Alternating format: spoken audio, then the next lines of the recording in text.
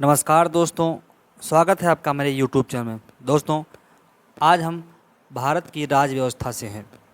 भारत की राज व्यवस्था से कुछ टॉपिक आज हम डिस्कस करेंगे।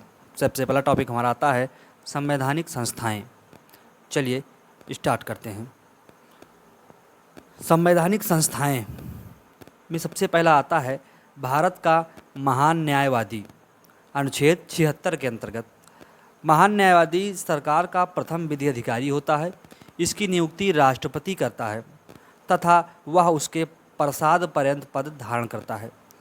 भारत का महान न्यायवादी संसद या मंत्रिमंडल का सदस्य नहीं होता है, किंतु वह किसी भी सदन अथवा उनकी समितियों में बोल सकता है, बैठक में भाग ले सकता है। भारत के महान न्यायवादी का वेतन प्रति माह रुपये 2.5 लाख मिलता है। ये था भारत का महान न्यायवादी। दोस्तों, अगला टॉपिक है नियंत्रक एवं महालेखा परीक्षक। अनुच्छेद 148 के अंतर्गत भारतीय संविधान के अनुच्छेद 148 में नियंत्रक एवं महालेखा परीक्षक पद का प्रावधान किया गया है, जो देश की समस्त वित्तीय प्रणाली का लेखा परीक्षण करता है। दूसरा पॉइंट है नियंत्रक महालेखा परीक्षक की नियुक्ति प्रधानमंत्री की सलाह पर राष्ट्रपति द्वारा की जाती है। इसकी पदावधि पद ग्रहण करने की तिथि में 6 वर्ष तक की होती है, किंतु यदि इससे पूर्व 65 वर्ष की आयु प्राप्त कर लेता है तो वह अवकाश ग्रहण कर लेता है। अगला टॉपिक है संघ लोक सेवा आयोग। अनुच्छेद 315 के अंतर्गत भारतीय संविधान के अनुच्छेद 315 के अंतर्गत संघ के लिए संघ लोक सेवा आयोग तथा राज्यों के लिए एक एक राज्य लोक सेवा आयोग का प्रावधान किया गया है। आयोग कर्मियों की नियुक्ति के लिए परीक्षाएं आयोजित करता है। संघ लोक सेवा आयोग में एक अध्यक्ष सहित 9 या 11 सदस्य होते हैं। 6 वर्ष या 65 वर्ष की आयु से पूर्व जो पहले हो उसे ही उसका कार्यकाल माना जाएगा। अगला टॉपिक है वित्त आयोग। अनुच्छेद 280 के अंतर्गत भारतीय संविधान के अनुच्छेद 280 में वित्त आयोग का प्रावधान किया गया है। इसका गठन एक सदस्य व 4 सदस्यों से मिलकर होता है। अगला हमारा टॉपिक है गैर संवैधानिक निकाय। संवैधानिक निकाय, इसका टॉपिक है नीति आयोग। योजना आयोग का नया रूप, नया नाम देते हुए national institute for transforming India, NITI Aayog के गठन की घोषणा 1 जनवरी 2015 को की गई। यह नया आयोग केंद्र तथा राज्य सरकारों के लिए थिंक टैंक का कार्य करेगा। नीति आयोग का पूरा नाम national institute for transforming India आयोग है। नीति आयोग की मुख्य भूमिका राष्ट्रीय तथा अंतर्राष्ट्रीय महत्व के विभिन्न नीतिगत मुद्दों पर केंद्र तथा राज्य सरकारों का जरूरी रणनीतिक तथा तकनीकी परामर्श देने की है। अब हमारा आता है नीति आयोग की संरचना। नीति आयोग की अध्यक्षता प्रधानमंत्री करेंगे। उपाध्यक्ष की नियुक्ति की गई है। अरविंद पनगड़िया को इसका प्रथम उपाध्यक्ष नियुक्त किया गया है। इस आयोग में राज्य के मुख्यमंत्रियों तथा निजी क्षेत्रों के विशेषज्ञों को अधिक अहम भूमिका दी गई है, जो संघीय ढांचों को मजबूत करेगी, जबकि योजना आयोग में केंद्रीयता को महत्व दिया गया था। इसकी संरचना इस प्रकार है। अब हम संरचना देखेंगे। अध्यक्ष प्रधानमंत्री, गवर्निंग काउंसिलिंग, सभी मुख्यमंत्री, केंद्र शासित प्रदेशों के राज्यपाल या प्रशासक, जिन संघ राज्यों में विधानसभा है वहाँ मुख्यमंत्री इसके मुख्य होंगे। विशेष आमंत्रित सदस्य, विभिन्न क्षेत्रों में विशेषज्ञ प्रधानमंत्री द्वारा नामित। उपाध्यक्ष प्रधानमंत्री द्वारा नियुक्त किया जाएगा। पूर्णकालिक सदस्य, इनकी संख्या 5 होगी। अंशकालिक सदस्य, 2 पदेन सदस्य तथा विश्वविद्यालयों के शिक्षक क्रम के अनुसार। पदेन सदस्य 4 केंद्रीय मंत्री, सीईओ केंद्र के सचिव स्तर का अधिकारी जिसे निश्चित कार्यकाल के लिए नियुक्त किया जाएगा। अगला हमारा टॉपिक है क्षेत्रीय परिषद। क्षेत्रीय परिषद, भारतीय संविधान में क्षेत्रीय परिषदों का उल्लेख नहीं किया गया है। इसकी स्थापना राज्य पुनर्गठन अधिनियम 1956 के तहत की गई है। राज्य पुनर्गठन अधिनियम 1956 के द्वारा भारत के संपूर्ण राज्य क्षेत्र को 5 क्षेत्रों में बांटा गया है तथा प्रत्येक क्षेत्र के सामान्य हितों के संबंध में सलाह देने हेतु क्षेत्रीय परिषदें बनाई गई हैं।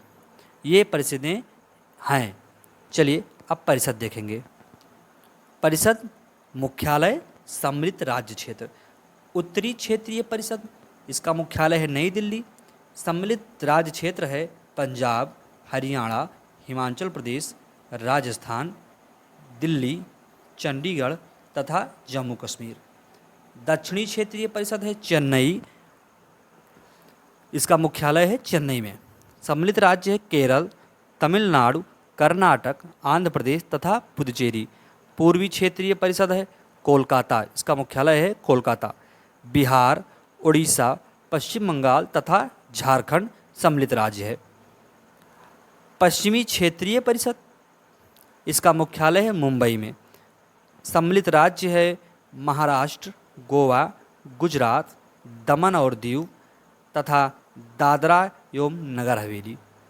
अगला आता है मध्यवर्ती क्षेत्रीय परिषद, इसका मुख्यालय है इलाहाबाद, प्रयागराज में। सम्मिलित राज्य है उत्तर प्रदेश, मध्य प्रदेश, उत्तराखंड तथा छत्तीसगढ़।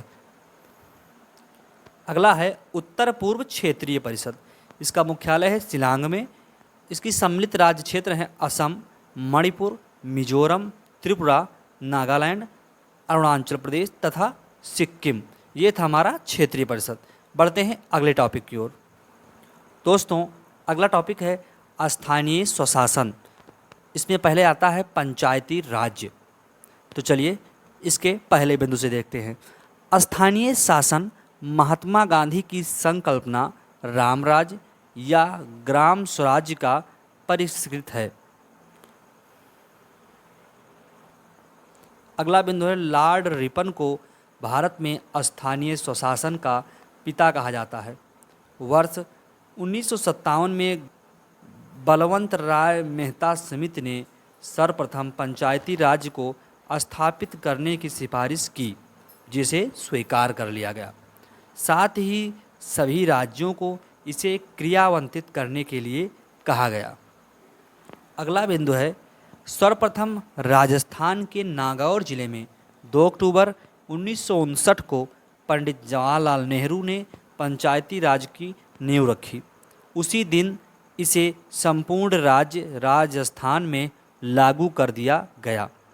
पंचायती राज संस्था के प्रत्येक स्तर पर 1/3 स्थानों पर महिलाओं के लिए आरक्षण की व्यवस्था की गई। पंचायती राज व्यवस्था के तहत निर्वाचित होने के सदस्यों की न्यूनतम आयु 21 वर्ष होनी आवश्यक है। दोस्तों, अगला टॉपिक है नगर पालिका। प्रथम नगर पालिका का गठन वर्ष 1687 में मद्रास में हुआ था।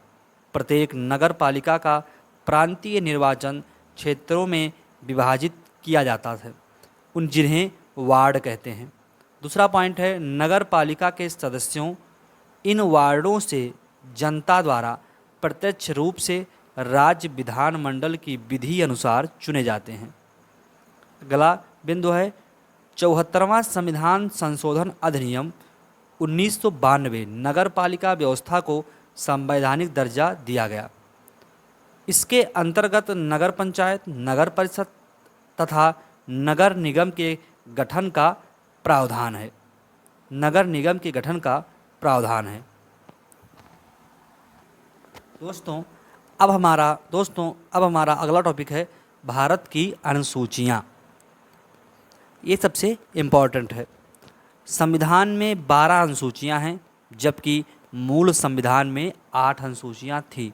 दोस्तों, पहले जब संविधान बना तो उसमें केवल 8 ही अनुसूचियाँ थीं। ये 4 अनुसूचियाँ बाद में संशोधित हुई हैं।